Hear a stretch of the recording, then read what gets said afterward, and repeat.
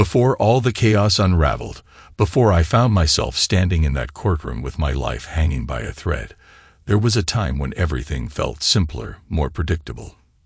Bridgetown was never a town that promised excitement, but it had always given me a sense of stability, even if that stability was built on routine and blind trust.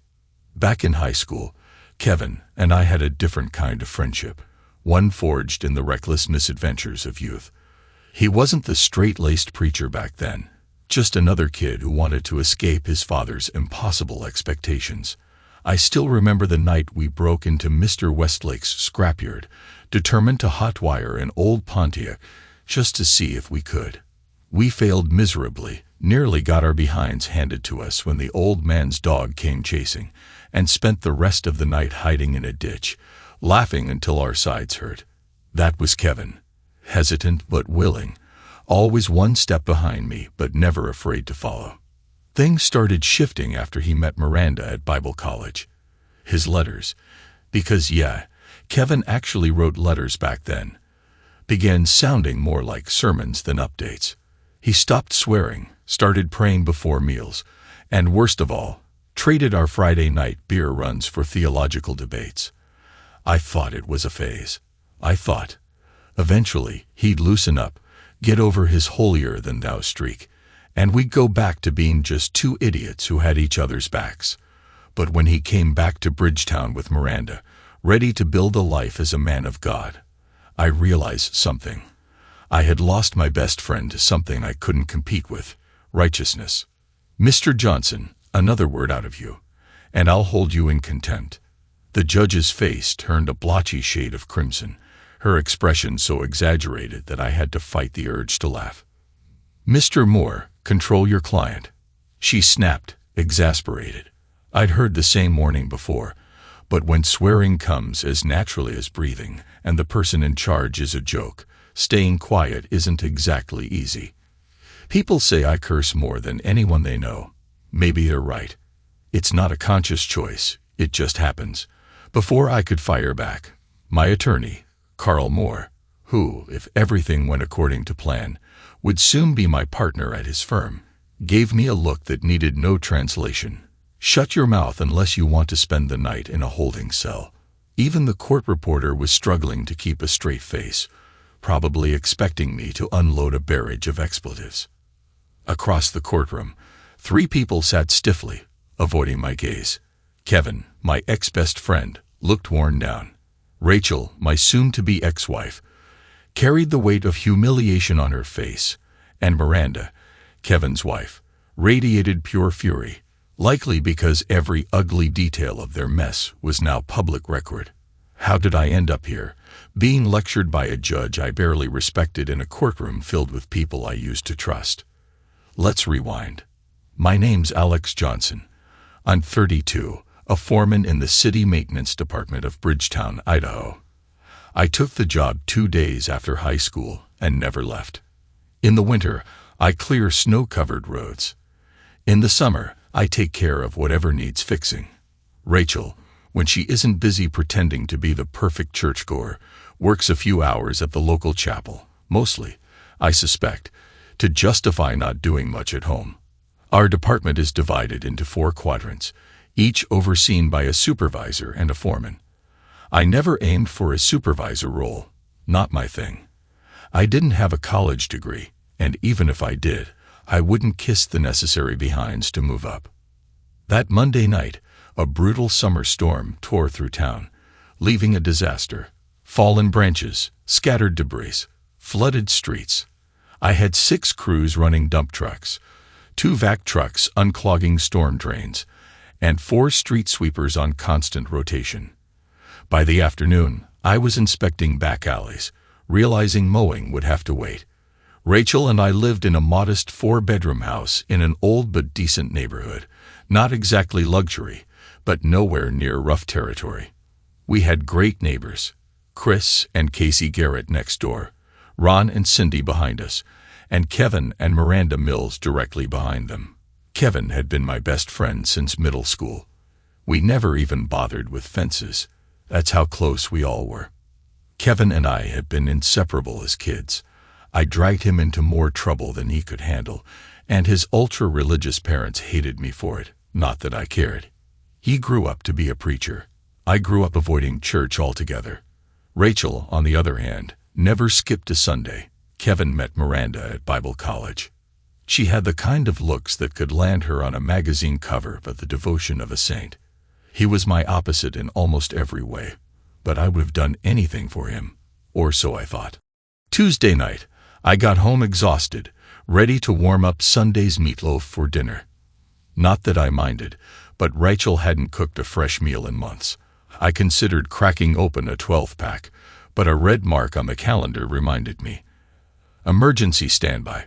1 beer with dinner. That was the limit. Rachel showered while I ate, as distant as ever. Our marriage had become little more than forced small talk and the occasional lackluster Saturday night routine. Missionary only. I had checked out months ago. By 10, I was debating whether to crash early when my phone buzzed. Probably Kevin, ready to complain about the Cougars' latest game or ask for a favor at his church. It wasn't. City Dispatch reported a water main break near Oakwood Mall. I grabbed my gear, considered letting Rachel know, then decided against it. Didn't seem like she cared where I was anyway.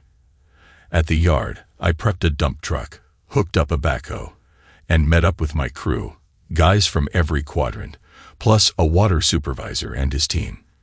When we arrived, the street was already a lake, so we called an evac truck to start draining the mess. By 1 a.m., I had the pavement broken open. By 3, the pipe was exposed. By 9:30, the repair was complete. By noon, we were set for repaving. I got everything back to the yard by 1 p.m., exhausted but satisfied. At 1:45, I pulled into my driveway, finally off duty until Friday. The house was quiet. Rachel was gone, off doing whatever she did all day, which wasn't housework. I grabbed a beer, made a sandwich, and then I heard it. Moaning. Loud. Intense. Unmistakable. I froze, my grip tightening around the bottle. The sound was coming from upstairs. I muttered under my breath, "So that's why you've been distant," and reached into the coat closet. My fingers curled around my Kimber 45. Heart pounding, I crept up the stairs. The master bedroom. Empty. The bathroom. Nothing. 2 doors left. The guest room was shut. At least she had the decency to keep it out of our bed. I kicked the door open, tool ready. Nothing. One option left, her so-called craft room. I braced myself, imagining some random guy behind her, hands gripping her waist. My hold on the tool tightened as I kicked the door open. Empty, but the noise was deafening. Then I saw the open window. I stepped forward, expecting to see Rachel tangled up with some lowlife in our backyard. What I saw was worse. Chris and Beth Garrett, brother and sister, going at it like they weren't related, right by their pool. My stomach churned. Beth had a crush on me since she was 12. Now she was in college, and well, she'd definitely grown into herself. But that didn't change the fact that I was witnessing straight-up inbreeding. I wanted to look away, but I couldn't. Then I saw movement in the window across the yard. I followed Beth's gaze.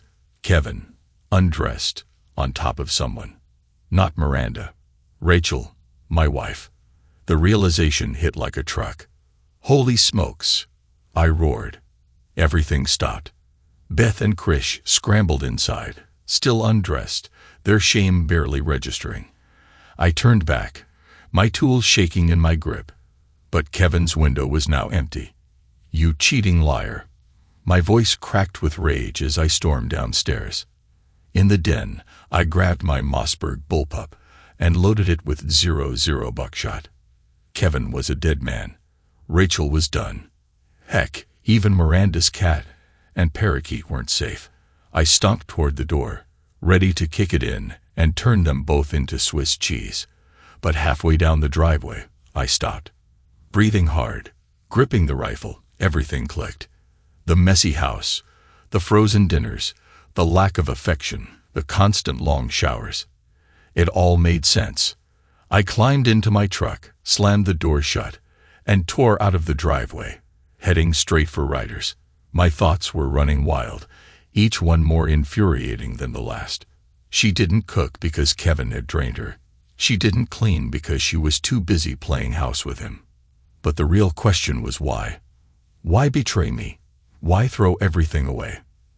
At Ryder's, I grabbed 3 new lock sets, barely registering the familiar faces around me. Jeannie from the paint section waved, but I barely nodded in response. Small talk wasn't on my list of priorities.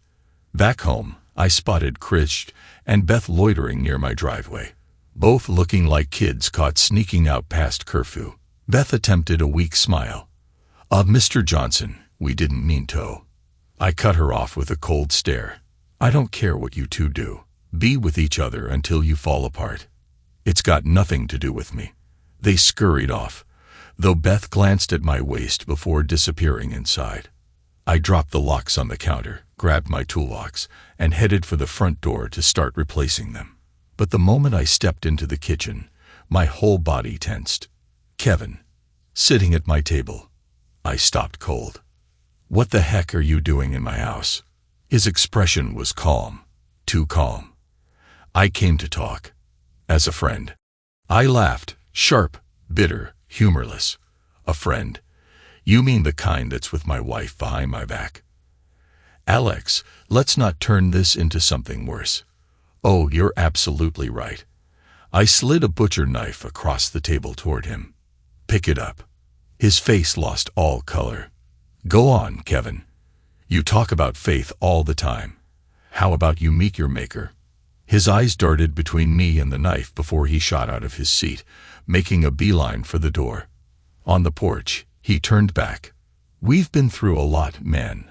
Are you really throwing away our friendship over this?" I gritted my teeth, tightening my grip on the tool at my hip. I lost 2 people today, but the more I think about it, the less it feels like a loss.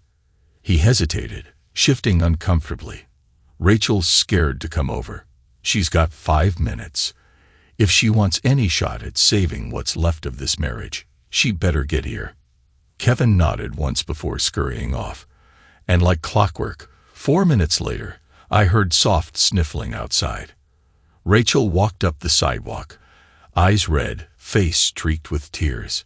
She reached for my arm, but I stepped back. "Don't touch me." Her bottom lip trembled. "Alex, I love you. I don't want anyone but you." I let out a humorless chuckle. Funny way of showing it. "Let's take this inside. No need to put on a public performance."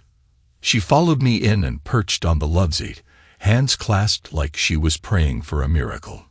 "Can you sit with me?" Not a chance.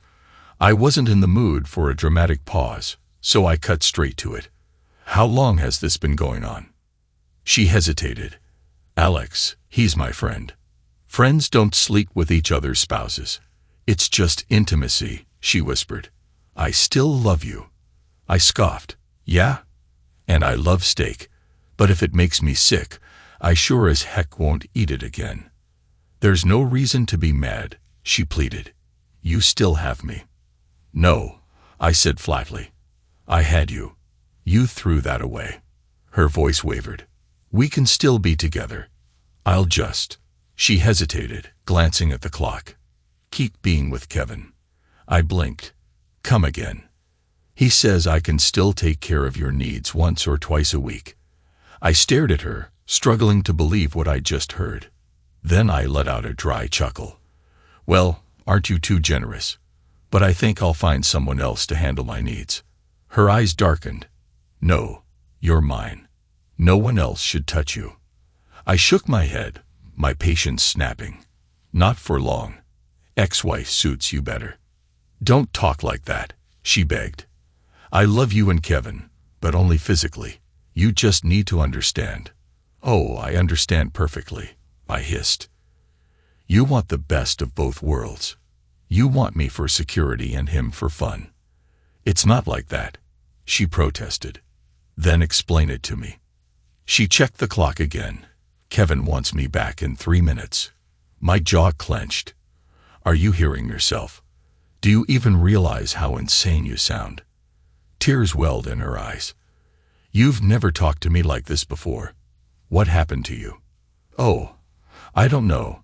Maybe the fact that I worked a 36-hour shift, came home exhausted, and found my wife being intimate with my best friend." She let out a choked sob, backing toward the door. "That's it," I said, my voice flat. "Go to him. Go get what you really want." She hesitated. "I don't see why we can't keep things as they are. You're barely home. I can be his while you're at work, and 4 or 5 nights." I slammed the door so hard the walls shook. "Forget you, Rachel. Go enjoy your darn cake." I stood there for a long moment, breathing heavily, heart pounding. But I wasn't about to sit around drowning in self-pity.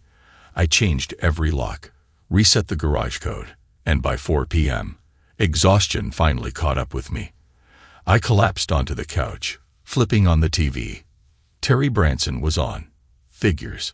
I let out a dry chuckle before sleep overtook me. When I woke up, it was past 9 p.m., and someone was knocking. I opened the door. "Kevin." I exhaled sharply. "What the heck do you want now?" "I need a favor," he said. I crossed my arms. "Well, if this doesn't beat all. I don't even have a new partner yet for you to mess with, buddy. Try someone else." "It's Rachel," he muttered.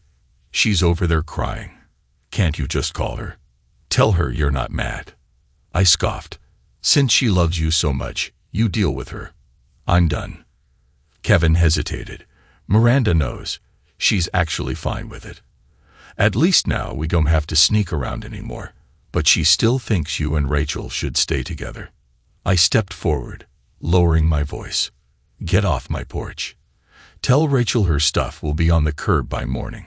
And if I hear one more knock at my door, you won't like how I answer." I slammed the door in his face and grabbed a beer. For some reason, I carried a 6-pack upstairs to Rachel's old craft room, settled into a chair by the window, and stared across the yard at Kevin's house. Then it hit me. I needed proof for the divorce. I grabbed my camcorder and waited. Movement next door caught my eye. Casey Garrett by the pool. I prayed she had a swimsuit under that robe. Fate wasn't feeling generous. She stripped and dove in. I turned away, groaning. Then I saw Miranda and Rachel on Kevin's porch, talking in hushed voices. Headlights flashed. Chris was home from his shift at the restaurant. He walked straight to the pool, stripping off his shirt. I ran a hand down my face. What did I do to deserve this day? I tried to keep my attention on Kevin's house, but the loud splash of water shattered my focus. Chris had just dived into the pool, resurfacing beside Casey. They drifted together, locked in an embrace. Their conversation floated through the night air. "How was work?" Casey asked casually. "Absolute chaos," Chris replied with a sigh. "Had to let Juan go. Caught him doing who knows what on break." Casey hummed. "You warned him." "I did," Chris admitted. "But still, it stinks." He shifted the topic. "Anyway, I heard something interesting today." "Oh." Casey's curiosity piqued. "Spill." "Alex kicked Rachel out," Chris revealed. "What?" Casey's voice sharpened with genuine surprise. "Yeah," Chris continued. "Chris and Beth saw Kevin and Rachel messing around right through his window. Alex must have walked in on them, lost his mind, stormed off, came back with a bag from Ryder's, and changed the locks. When Rachel got home, he slammed the door in her face and called her some harsh name." Casey exhaled sharply. "Unreal. I should check on Alex." Chris's voice lowered. "Honestly, I'd keep my distance from Kevin if I were you. Something about the way he looks at you and Rachel has always rubbed me the wrong way." A chill ran down my spine. "Sick creep." "Beth is bringing Alex a cake tomorrow," Chris continued. "She likes the guy. Says he's rough around the edges but solid." "I actually saw him working near the mall this morning," Casey said. "Hard hat and all." "Yep," Chris chuckled. "You and your thing for construction workers." Maybe I should get Alex to model for me, Casey teased. I shuddered. For years, I'd wondered if Chris and Casey were a couple. Now, I wasn't sure I wanted the answer. You're terrible, Casey laughed. I just don't get why Rachel chose Kevin over Alex. Casey smirked. Careful, you're starting to sound jealous. Chris's voice softened. You know you're my one and only. That was my cue to check out before things got any weirder. Sleep wasn't likely, but at least I could avoid the mental image of Chris and Casey getting cozy. I switched on the radio. Late-night grindcore. Savage Legion came on. Make them suffer. My fists clenched. Make them suffer. I whispered it first, then said it louder. I will, Legion. I will. The next morning, a loud pounding at the door yanked me out of sleep. I yanked it open, ready to unleash fury on Rachel, but instead I found myself staring at Miranda Mills. I sighed. Oh, it's you. If you're here for Rachel's stuff, it's not packed yet. Her expression was tight. Alex, let her come back. I laughed. A sharp, bitter sound. And here I thought you were about to ask for something reasonable. I moved to shut the door, but she wedged her hand in. Alex, why are you doing this? She's hurting. I crossed my arms. She made her choice. I'm stepping aside. She can't stay with us, Miranda argued. We have an image to uphold. I scoffed. Maybe you should have thought about that before dragging her into whatever twisted little arrangement you and Kevin have going on. Miranda's eyes narrowed. Why can't she just stay here? I let out an incredulous laugh. Are you serious? She chose Kevin over me. And the best part, you don't even care. She still loves you, Miranda pressed. We all love you, Alex.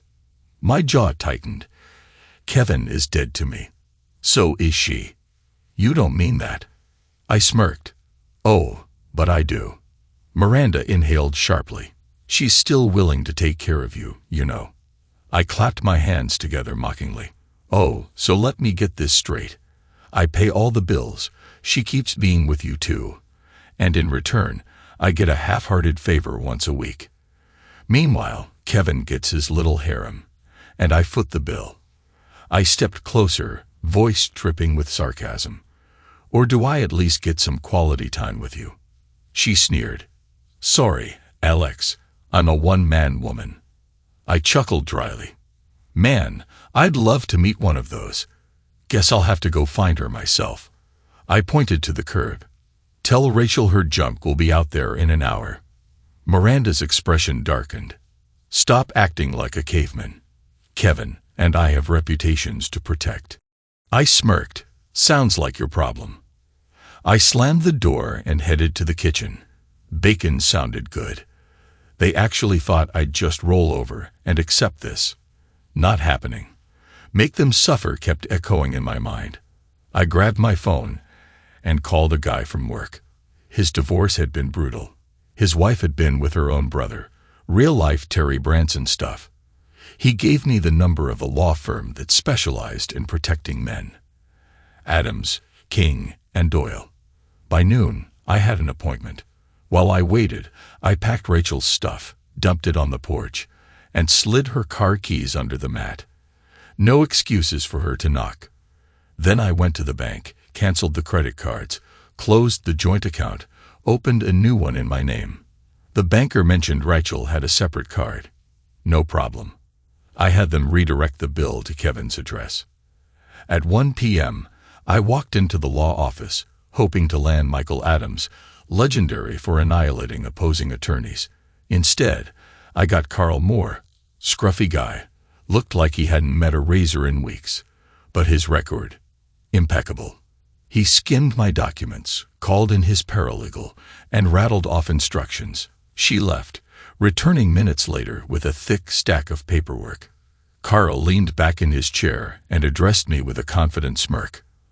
I think we can get you everything you want. And take that preacher down a peg while we're at it. My gaze sharpened. Do you have any photo or video evidence? Carl shook his head. No, but the neighbor kid saw them. I just want her gone. Flipping through the files, Carl nodded. That'll work. We'll move fast. After explaining the paperwork, he handed me a checklist. I'd already handled most of it. After paying his retainer, I went home to get some rest. When I got back, Rachel's stuff was gone. A note was taped to the door. I peeled it off, walked inside, and stretched out on the couch. Terry Branson was on. I smirked. How fitting. The note was exactly what I expected. Rachel begging to come back. No mention of cutting Kevin loose. Carl and I agreed she and Kevin should be served at church on Sunday. The idea was too good to pass up. I decided to attend, just to watch. My answering machine was blinking furiously. Over 50 messages. I deleted them all. That night, after a few beers, I finally slept like a rock. The next morning, I set out to ruin Kevin. I called city accounting. My crews had hauled free gravel to Kevin's church, and I had the tear slips to prove it. Janice assured me the bill would be marked unpaid. Kevin was about to get a collections call for $7,500. Then I casually asked the water company supervisor if Kevin's church had a compliant meter. They didn't. That meant a $1,200 replacement fee. Kevin had no idea how much I'd shielded him from before. That was about to change. Make them suffer. I was going to bankrupt the creep. By noon, I got the call I'd been waiting for. "What the heck are you pulling, Alex?" Kevin growled through the phone. I kept my tone even. "No idea what you mean." "The inspector says I have to rip up my whole parking lot. You told me it'd be fine." I smirked. "Oops, guess I forgot to submit some paperwork. But don't worry, I'll be reprimanded. I hope they fire you." Right then, my supervisor walked into my office, already guessing who I was talking to. He leaned against my desk with a knowing grin. "Alex, about that missing paperwork, remind me to put a scathing post-it in your file," he said. I chuckled. "I'll need a post-it to remind me. Just don't do it again." Kevin practically seethed on the other end. "Oh, some reprimand, Alex. He didn't even fine you a nickel." I leaned back in my chair, still grinning. "Yeah, but he did process my tear slips. So expect a bill." Kevin hung up. The rest of my day was normal until I hit Sam's bar for a few beers. Sam's bar was a hotspot for city workers and cops, and by 11, half the bar had heard my story, either from me or from someone else. And just like that, a full-blown maltreatment campaign was in motion. One of my cop buddies joked that Kevin might get pulled over more often. A firefighter friend decided Kevin's church was due for a fire safety inspection. "These churches always have code violations," he said. "We usually go easy, but Tony will want to protect the congregation." Sheila Torres from the county clerk's office smirked. "Wouldn't be surprised if an error pops up in Kevin's property tax records. Maybe a past due amount. Make them suffer." By Saturday morning, I was in my garage trying to work. My backyard was no escape. Between the half-dressed mutants next door and the swapping degenerates behind them, it was anything but peaceful. I was restoring a cabinet when I felt someone watching me. I knew exactly who it was. Rachel. I turned, ready to tell her to get lost, but locked eyes with Beth instead. "Hi, Mr. Johnson," she said, her voice too sweet. "What do you need, Beth?" She handed me a USB stick, her fingers lingering longer than necessary. I forced my gaze off her barely covered body and back to her face. "I recorded something last week. Thought it might help your case. I'll check it out." She turned to leave but glanced back, her eyes unreadable. "It's my pleasure to help, Alex. Have a good one." I frowned. She'd never called me anything but Mr. Johnson before. Pocketing the drive, I finished mowing my lawn, enduring Rachel's wailing from Kevin's balcony the whole time. I hoped Chris and Casey would call the cops. Instead, their family bailed inside, avoiding the drama. By 5, I was at Hank's Pit BBQ for their famous ribs. As I ate, Mark Patterson, Miranda's brother, walked in. He was an engineer with the City County Roads Department. We'd worked together plenty, But I wasn't sure where he stood in all this. I kept my head down, hoping to go unnoticed, but after placing his to-go order, Mark stopped at my table. "Alex." I looked up. "Mark, long time." He let out a tired sigh. "Been busy. Every time we clean up after a storm, 2 more roll in." "Yeah, we're opening bids next week for the Johnson Street Bridge," I said. "Your crew should get some work." "That'd be nice," Mark admitted. "Got 100 potholes and 3 busted irrigation systems to fix." We made small talk for a bit before he got to the point.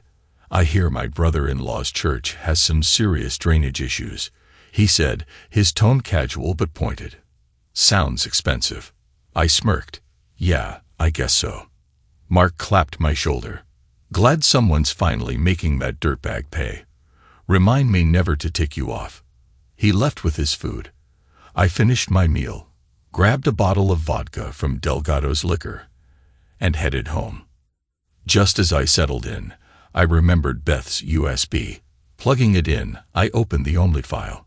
The screen filled with Beth, leaning out of her bedroom window, her fingers working furiously between her legs. I cringed. Then I heard my lawnmower. She had been watching me mow the lawn while doing that. Good grief. Krish walked in on the video. "Hold up. Are you Alex obsessing?"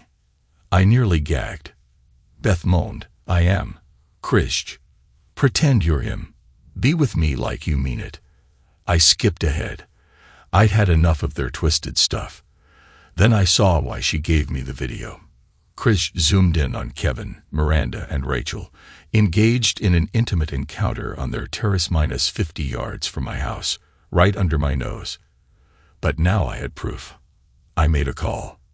The video would serve another purpose before we ever got to court.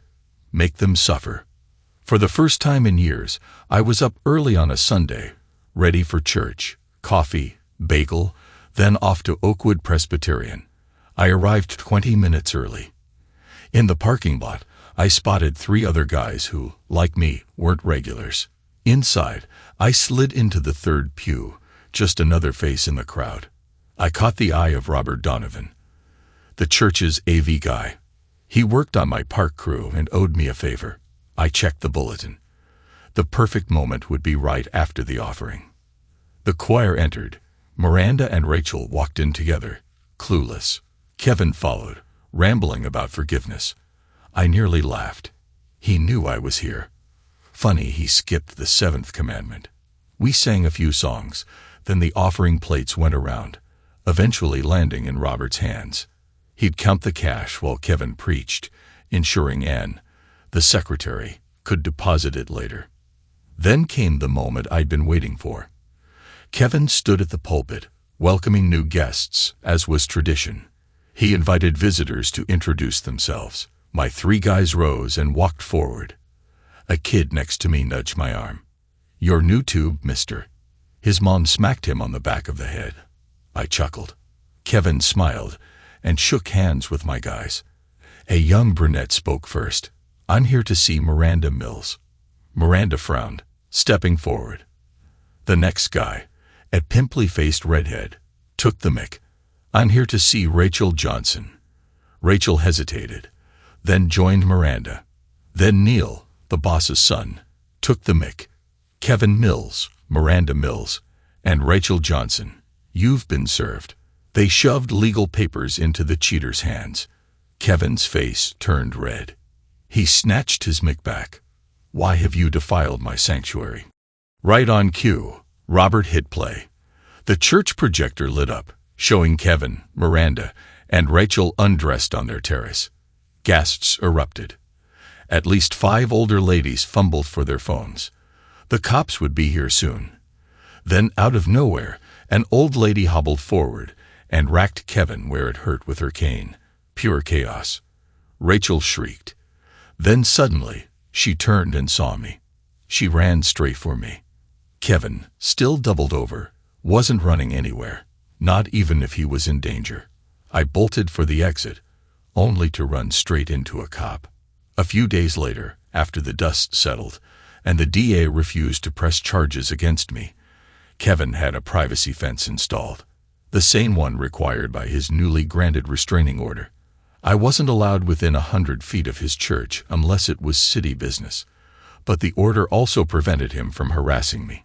Even better, Rachel was included and could only contact me through my lawyer, Carl Moore.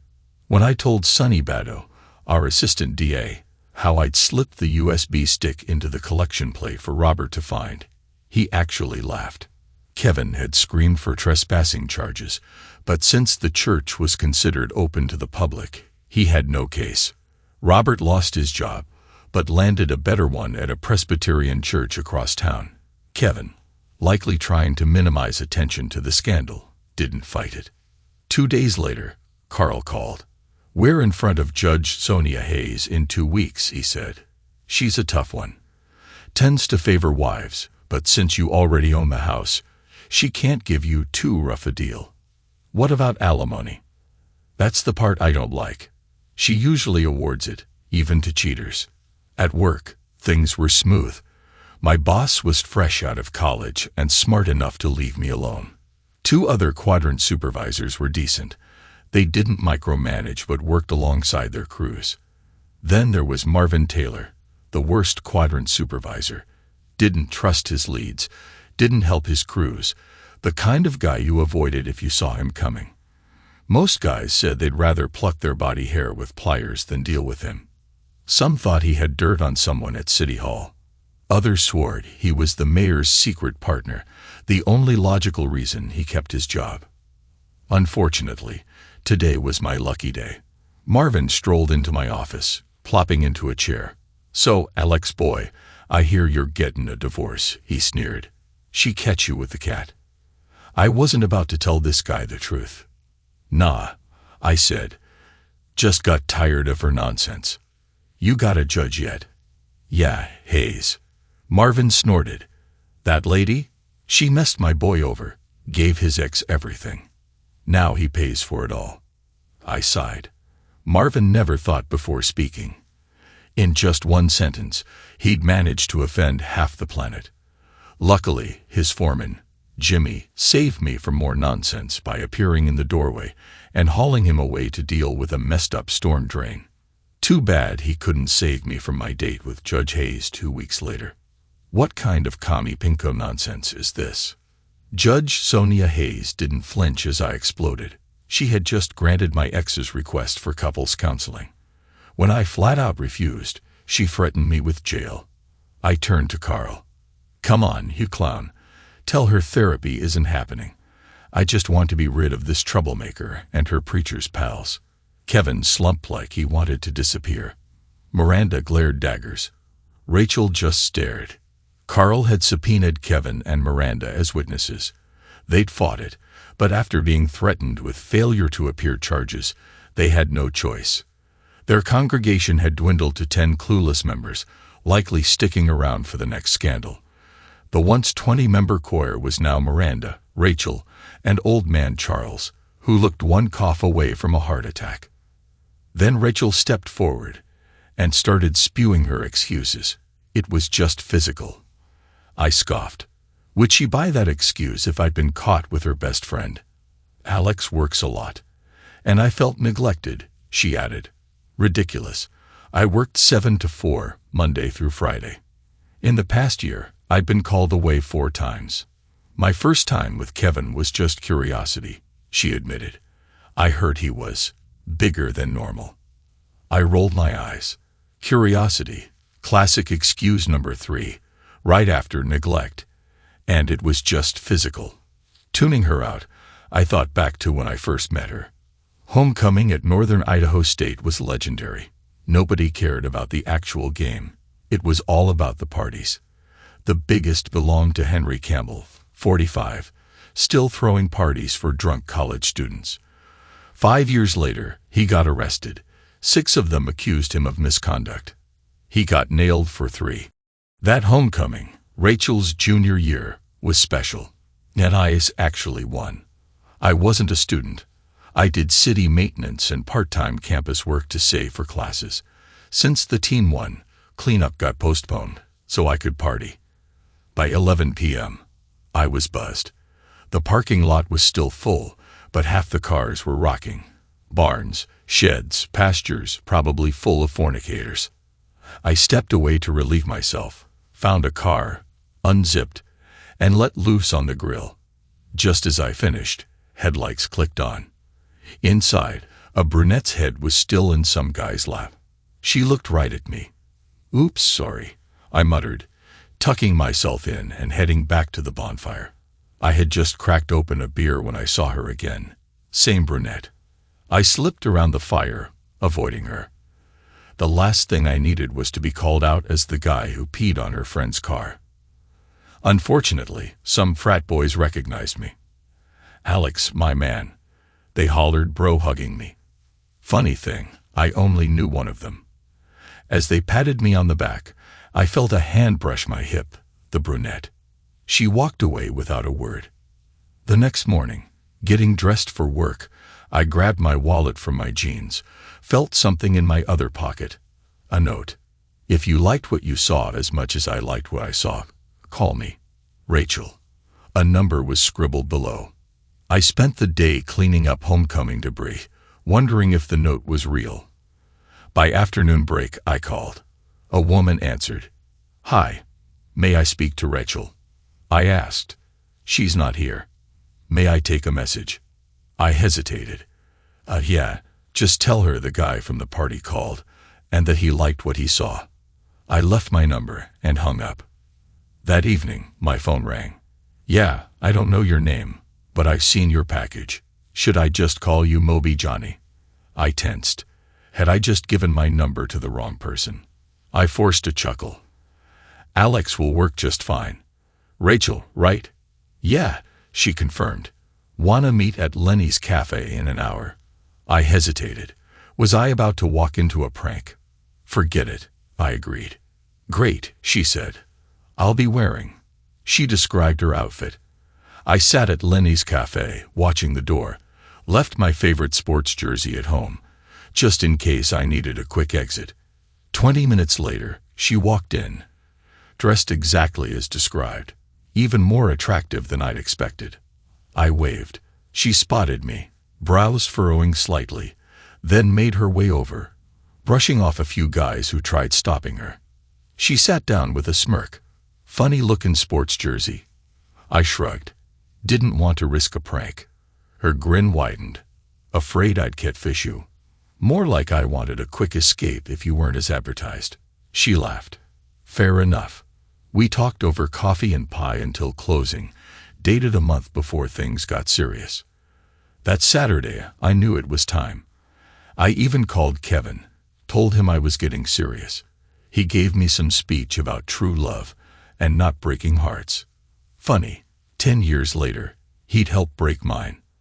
I must have chuckled at the irony, because Rachel and Dr. Walters were both suddenly staring at me. "Do you find Rachel's pain amusing, Mr. Johnson?" "More like my own," I said. "I owe Gary Brown an apology." Rachel frowned. She'd never done anything with Gary, but she'd gotten involved with James Clark, the guy she was with at that party, 2 days after our date. Rumor had it Gary wasn't enough. "Why would you owe him an apology?" she asked. "Because I punched him for telling the truth." Dr. Walters leaned in. "And what truth was that?" I smirked. "He called Rachel Big Bird, always looking for a bigger limb to sit on." "I don't follow," Dr. Walters said. "She's a size queen," I continued. Rachel turned bright red, silent, busted. She dumped Gary for being small. Then she took one look at me and dumped James. Now she's with Kevin, because he's even bigger. It's all just filthy. If you say it's just physical, I'll leave now, do my jail time for contempt, then move overseas, where adulterous people get treated more harshly. They both looked stunned. Dr. Walters collected herself. "Now, Rachel, we must realize that Neanderthal thinking doesn't comprehend multiple partners in a happy marriage." I narrowed my eyes. "What the heck are you yammering about?" "A lot of happily married couples enjoy multiple partners," she said. "Some men, knowing they aren't enough, derive pleasure from sharing their wife with a so-called superior specimen." My brain short-circuited. There aren't enough pills in the world to make me enjoy that kind of nonsense, I said. I don't care what those folks get off on. No way in heck am I watching my wife with someone else. And I'd never be okay with cleaning up afterward.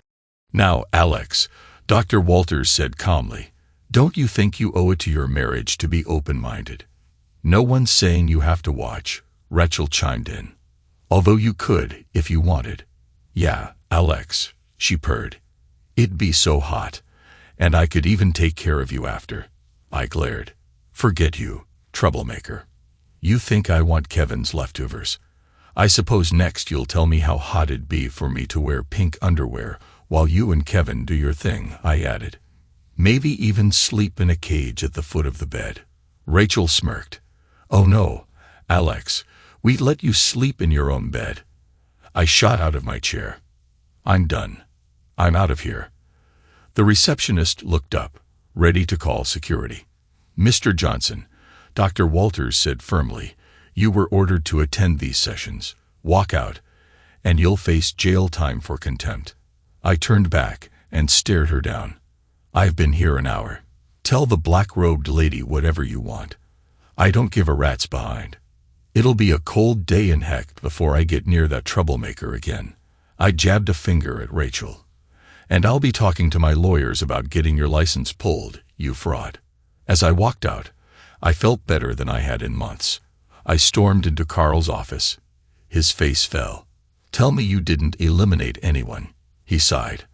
I'd love to say yes, but no, I muttered. Probably said some things they won't like, though. I told him everything. How rehearsed the session felt. How the counselor was obviously biased. Alex, you're not the first to complain, Carl said. But any complaints get buried. I'd have warned you, but that'd be tampering. I'm not going back, Carl. That nonsense can land me in jail, but I'm not sitting through 3 more hours of it. Carl sighed. I'll have Michael Adams make some calls. Stay out of trouble, Alex. We'll end this soon. I had 3 beers. I needed them. Flipping between Terry Branson and pro wrestling, probably looking like a real winner. By the time the ball game came on, I was the right amount of buzzed. Then I heard thunder. I stepped outside. Dark storm clouds rolled over downtown. The air had a chill. A bad one. One of those nasty summer hailstorms was coming. Sure enough, the phone rang about flooding. My crew and I spent the night hauling sand and clearing debris. By 4 a.m., the river was threatening the dikes and Lime Road Bridge. The Army Corps of Engineers insisted the dike was fine. The county said the bridge was stable. While they talked, we got to work. By 9 on Friday morning, I finally pulled into my driveway. No chance of catching my spouse with Kevin this time, mostly because I didn't have a spouse anymore, and I no longer gave a darn who she was with. Running on a mix of coffee and energy drinks, I figured a shot of Jägermeister would knock me out. I downed the bottle and crashed on the couch. I woke up to knocking. It was 11 p.m. I looked outside. Beth Garrett. What the heck did she want? I opened the door. Sorry to bother you, Alex, she said, shifting her weight. But there's something I think you need to see. It might help with your divorce. I hesitated. What could she possibly show me? Then, for the first time, I noticed her eyes, striking gray. She said something I didn't catch and walked toward her car. Even on autopilot, I understood I was supposed to follow her. She got in. I slid into the passenger seat. We drove in silence. I caught myself staring at her long, toned legs. She noticed. Her smirk widened. Beth pulled into an abandoned power plant parking lot. The city had bought these buildings years ago. Developers tried bidding for them, but the city board always voted the deals down. Nobody knew why. Meanwhile, the city had spent a fortune on security. 2 years ago, they even built a 10-foot chain-link fence around the area. We parked, and something felt off. Too many cars. Beth, why are we here? If we get caught, this is serious trouble. Just trust me, she said, stepping out.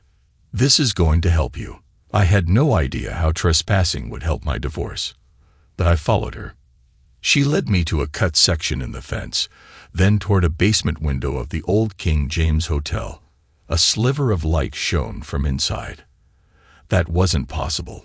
Power had been shut off years ago. I crouched, peered in, and gasped. Beth handed me a camcorder. On the drive home, she explained how she and Chris had been spying on Kevin and Rachel.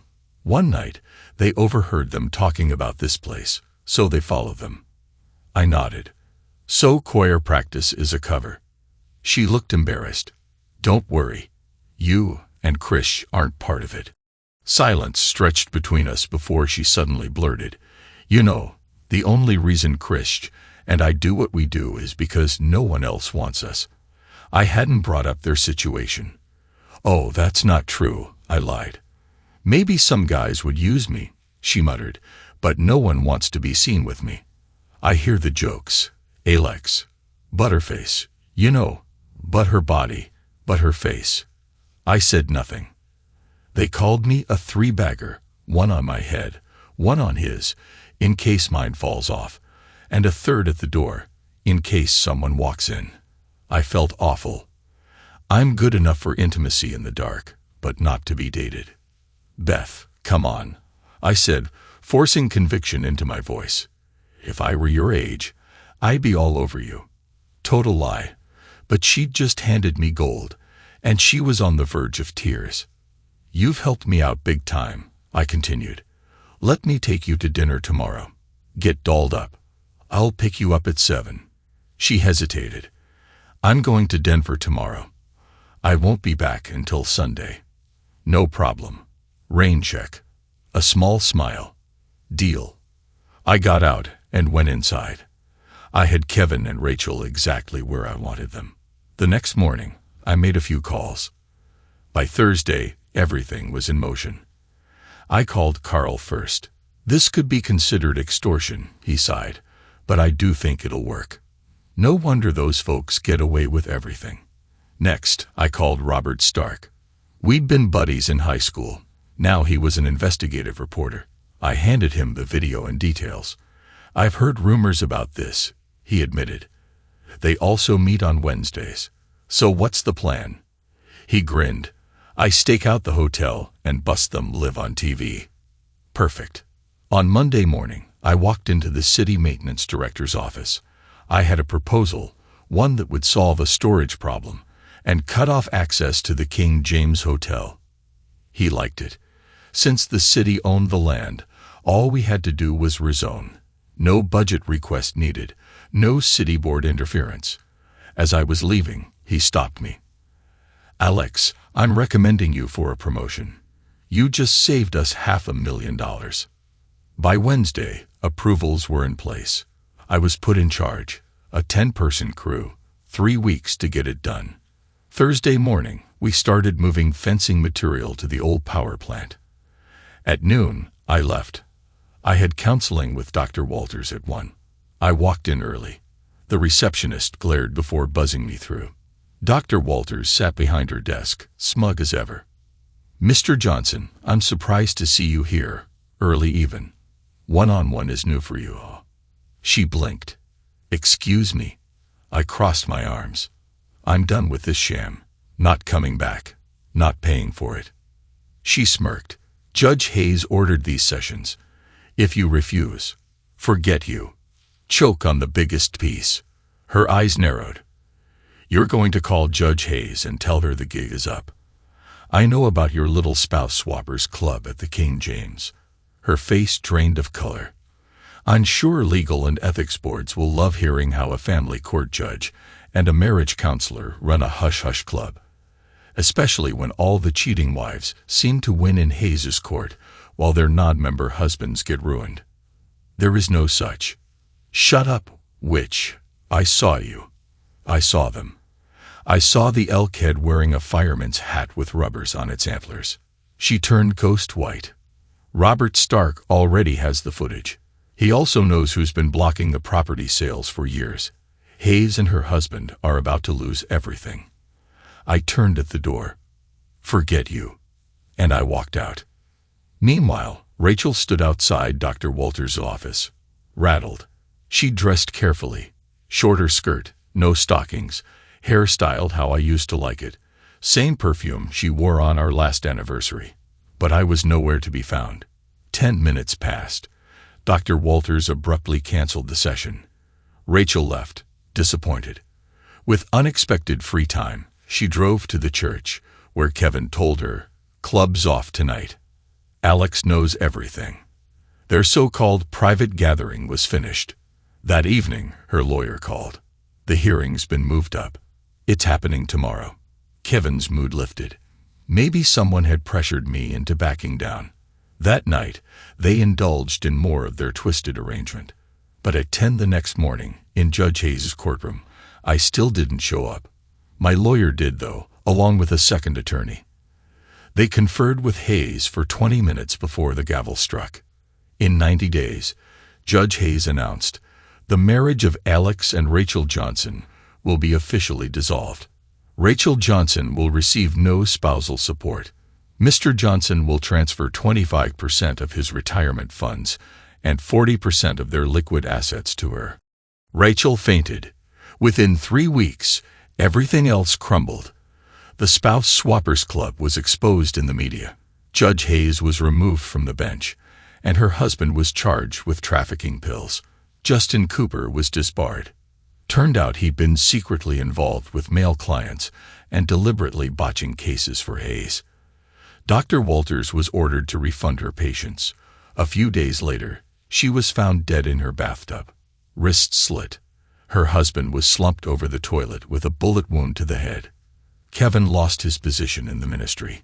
His severance barely covered the cost of relocating. Miranda, sick of his insatiable drive, divorced him after catching him spying on neighbors. He blamed Rachel for everything, then vanished. Rachel moved into a tiny apartment with Miranda. She used most of her divorce settlement to set up utilities and hire Miranda a lawyer.